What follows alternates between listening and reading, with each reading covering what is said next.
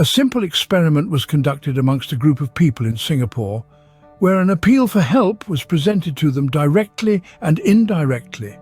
Indirectly, no one actually bothered to do anything until a direct request was made. 90% of the participants, when faced with a simple request for help, took action. However, 5% of the participants did not do anything, and another 5% lashed out and revealed their mercenary traits. This experiment helps us understand the realities of our people and culture, whether they are citizens or merely working in our community. Through this experiment, we should be able to understand the intensity, the intangible impacts, how pervasive they are in our nation and community, and how adverse they can be against all of us. Within the 5% of people who refuse to help, it was discovered in their conversation that they hold a latent resentment for others that was significant enough for them to reveal their hidden persona and to lash out negatively with their arguments of why they think helping others is repulsive for them. The paradigm of this experiment can be applied to our community and workplace relations, showing us how interpersonal relationships will play out. All it takes is one toxic persona in a workplace to render the entire organization culture inhabitable. These toxic personas may appear competent and highly articulative.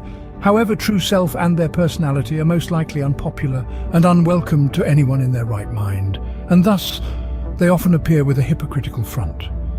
Because of who they are, what they do and how they work against others for their personal benefits without ethical or reasonable boundaries they are most often contradictory to the well-being of the society at large. They seek to receive and derive from the others in the community, but do not give any in return. They not only refuse to benefit others, but they are also happier when others are worse off than themselves. Hence, their tendencies of harming others would arise subconsciously.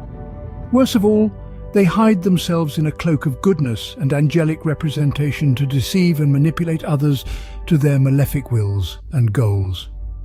Often self-serving at the expense of others and putting themselves above others while disregarding the greater good and the benefits of all when it comes to their personal pursuits, they take on deceptive fronts to further exploit and lead the people around them and the community which they dwell in for their personal benefit. Placed in a work and political environment, they focus on relationships to get what they want, disregarding boundaries. They work secretly with careful plans and deliberation to avoid being detected while serving their insidious goals. These toxic personas appeal to good-natured individuals to support their insidious network of plans and intentions. They form an intangible and formidable network of influence which can be synonymous to an empire of power against anyone that competes with them or anyone whom they can find fault with. Their victims are often bullied, suffocated and alienated to eventually go into isolation, experience career stigmata. Many a times they lose their jobs, or worse, they suffer depression and may experience a career fallout. It is difficult for the victims to seek help, be understood and receive support from anyone around them, because the case developments against them are often based on fictitious but righteous grounds, with well-weaved accounts of statements from their persecutor. The persecutor's network of brainwashed puppets. It seems far larger and more real than the reality of truth and facts. They are often unable to present their case or troubles, keeping it within themselves, and continue to be abused and tormented by false accusations and emotional setbacks.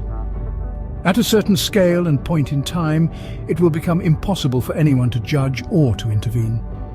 It will seem unlikely that their malevolent persecutor will stop what they had started, and to feel sorry for their victims instead of gaining pleasure over their pain. Most of the time, by the time their victims realize their predicament, the situation and the people around them are working against them. It will be too late for them to do anything except to leave or to accept the due victimization that awaits them. It will be quite a folly to fight against the tide, because that will only create more conflict escalation and a greater demise. These victims often hide their feelings and start introverting to avoid further conflicts with their adversaries. Meanwhile, their personality and image will be painted pitch black within their organization. Anyone can easily discredit them and make false accusations against them, and frankly speaking, it will not stop escalating. Even if they leave the organization, they are very much discredited and tormented. It would be hard for them to move forward, and they are unable to get any positive or good references for their next job. They could go into a career hiatus, and their life might suffer a huge setback. The truth is that these victims are often competent or diligent individuals who had become the victims for being a threat to their competing colleagues, and they could be very simple folks who do not understand politics and have no idea why or how they had come to be victimized.